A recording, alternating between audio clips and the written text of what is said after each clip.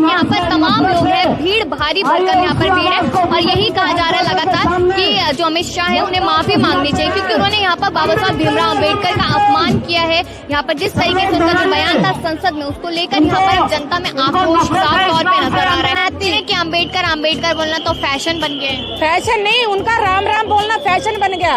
राम के नाम पे वोट ले रहे हैं वो, और राम को लेके बदनाम कर रहे हैं। मोदी जी ने आके जात पात बना दी, ठीक है। राम जी ने हर किसी को एक से जैसे भेजा है। न्याय थे, अम्बेडकर जी ने संविधान बनाया था। और आपको लगता है कि जिस तरीके से बाबा साहब अम्बेडकर के बारे में बोले तो संविधान से भी कहीं ना कहीं तकलीफ है? देखिए तकलीफ तो है, इसे संविधान पलटने की बात तो आपने देखा होगा, लोकसभा इलेक्शन में हो रही थी कि 400 पार होते ही हम संविधान बदल देंगे, क्योंकि जनता ने 240 पे लाके रुका दिया, इसलिए वो संविधान बदल नहीं पाए। अब उनकी बौखलाहट तो लाजमी है ना, इसीलिए वो बौखलाए हुए हैं। क्यों वो लोकतंत्र को खत्म करना चाह रहे? ये पब्लिक जो है बहुत समझदार है। ये लोकतंत्र जो है बाबा साहब ने जनता के लिए बनाया गया, तो उन्हें पता था कि आने वाले भविष्य में ऐसे तानाशाह हो सकते हैं जो संविधान को खत्म करना चाहेंगे, इसलिए उन्होंने वो सब ताकतें संविधान को दी हैं कि उनका कोई भी तानाशाह कुछ ना बिगाड़ पाए।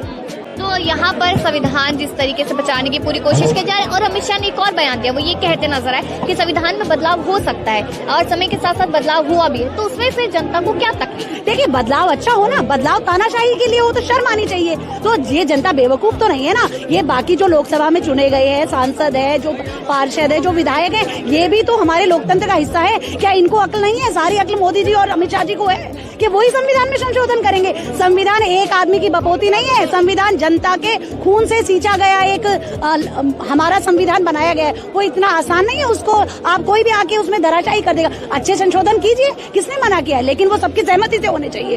तो आप लोग क्या मांग कर रहे हैं यहाँ पर कि क्या करें अब? हम ये कह रहे हैं अमित शाह जी जिस संसद में उन्होंने अम्बेडकर जी का अपमान किया है, उसी संसद में माफी मांगे, और अगर उन्हें थोड़ी सी भी नैतिकता है तो वो इस्तीफा दे दे। हमें मोहल्ले की जरूरत नहीं पड़नी चाहिए। उन्हें खुद को ये एहसास होना चाहिए कि मेरे मुंह से गलत शब्द निकल गए हैं और मैं माफी मांगता हूँ, उनको बोलना चाहिए।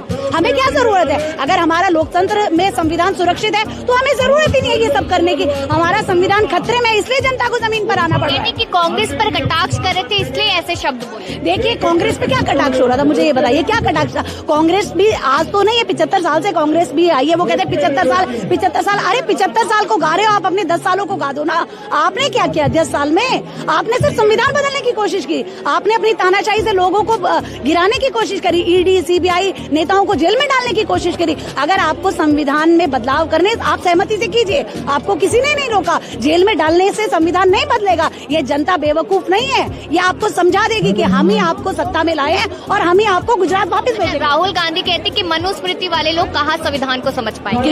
ये सच्चाई है ना, मनुस्मृति वाले हैं तभी तो वो संविधान को नहीं समझ रहे, वरना उनको क्या जरूरत थी ये सब करने की? उनको अम्बेडकर का नाम लेने की तो जरूरत ही नहीं थी, क्योंकि उनको मुद्दों से भड़काना है। उन्होंने अडानी पे बात नहीं करनी, अडानी पे, क्योंकि ये 4-5 जो दिन बचे हैं वो संसद का टाइम किल कर रहे हैं। वो इसलिए क्योंकि अब अम्बेडकर जी पे एक टिप्पणी कर दी है। अब जनता जो है वो, क्योंकि उनको मालूम है अम्बेडकर कौन है, जनता बोलेगी तो अपने 4-5 दिन निकल जाएंगे और अडानी पे बोलने का मौका जो है उनका सही है। जानबूझ के ये चीज, जानबूझ के। आप देखिए 1 नेशन 1 इलेक्शन उन्होंने बोला, कहाँ गए मोदी जी? क्यों नहीं थे मोदी जी? उनको रहना चाहिए था ना संसद में। मोदी जी आप गायब क्यों हो गए? आपके पास तो अभी क्या कहते हैं, जितने भी पार्षद हैं, आपके विधायक है, लोकसभा में सांसद है, सब आए ना और पास करें उसको। क्यों नहीं कर पा रहे हो? क्योंकि उनको पता ही है होना इसमें कुछ भी नहीं है। पहले भी 1 नेशन 1 इलेक्शन था, क्या हुआ उसका? ये तो समय का परिवर्तन है, परिवर्तन होना जरूरी है, परिवर्तन प्रकृति का नियम है, लेकिन इसका मतलब नहीं है कि तानाशाही से आप परिवर्तन करेंगे। आप लोगों के विचारों को लीजिए, सुनिए, सहमति से परिवर्तन करती हम भी मना नहीं करते। संविधान में संशोधन होना कोई बुराई नहीं है, लेकिन तानाशाही के बल पर संविधान को बदलना कभी नहीं होने देंगे। हम लोग वो कभी नहीं होने देंगे। लगता है कि संविधान, जिस तरीके से तमाम नेता कहते हैं कि संविधान खतरे में है, संविधान को बचा लिया जाए, ऐसा है? देखिए खतरे में तो है ही ना। अब तानाशाही, आप देखिए क्या हुआ हरियाणा में क्या हुआ? जहाँ डबल इंजन की सरकार है वहाँ बीजेपी जीत जाती है। महाराष्ट्र में क्या हुआ? डबल इंजन की सरकार थी, बीजेपी जीत गई। क्यों नहीं जीती झारखंड में? क्योंकि झारखंड में उनकी चालें कामयाब नहीं हो पाई। उन्होंने हेमंत सोरेन को जेल में डाला, क्या कसूर था उनका? उन्होंने दिल्ली के मुख्यमंत्री अरविंद जी को जेल में डाला, मनीष सिसोदिया जी को जेल में डाला, सत्येंद्र जैन जी को जेल में डाला, संजय सिंह को जेल में डाला। क्या कसूर था उनका? कल आपने देखा, कहते हैं कि वहाँ से उनके कुछ सांसद जो है वो बोल रहे थे कि आपको जेल में डाल देंगे। संजय सिंह जी ने क्या जवाब दिया कि 3 दिन मुझे दीजिए, आपके सारे लोग जेल में होंगे। क्यों? क्योंकि उनको मालूम है उन्होंने गलत करके उनको जेल में डाला है, उनसे ज्यादा कोई नहीं जानता, उनका जवाब नहीं है उनके पास। तो ये सिर्फ लोगों को गुमराह करने के लिए ये जेल में डालना, ये गंदी राजनीति करना, ये उनको बंद करना पड़ेगा। संविधान कोई मजाक नहीं है, कोई बच्चों का खेल नहीं है। संविधान बनाने के लिए कितने महापुरुषों ने अपना समय दिया है, मेहनत दी है, कितना सोच समझ के संविधान बनाया गया है। एक अमित शाह, एक चौथी पास राजा संविधान बदल देगा? बाकी सब घास खा रहे हैं क्या? उनको सब अकल है। जब भी किसी भी रैली वगैरह में जाते हैं, कहीं भी जाते हैं मोदी जी, तो हमेशा संविधान की बात करते हैं और हमेशा अम्बेडकर जी की तारीफ ही करते हैं। और अब देखिए उनका ट्वीट, अगर आपने देखा हो कि अमित शाह के बयान पे किस तरीके के ट्वीट करके वो साथ दे रहे हो। देखो उनको लिपापोती तो करनी है ना, अगर लिपापोती नहीं करेंगे तो उनका दाया हाथ बाया हाथ कट जाएगा। हाथ को तो साथ रखना है ना, हाथ से तो खाना है। अब हर जगह क्या होगा, अमित शाह जो है मोदी जी का हाथ है। क्यों? 2 गुजरातियों ने पूरे देश पर कब्जा कर लिया। क्यों? आपको हमने देश का प्रधानमंत्री बनाया था, तानाशाह नहीं बनाया। आप तानाशाह ना बने, हमारे प्रधानमंत्री बन के रहे।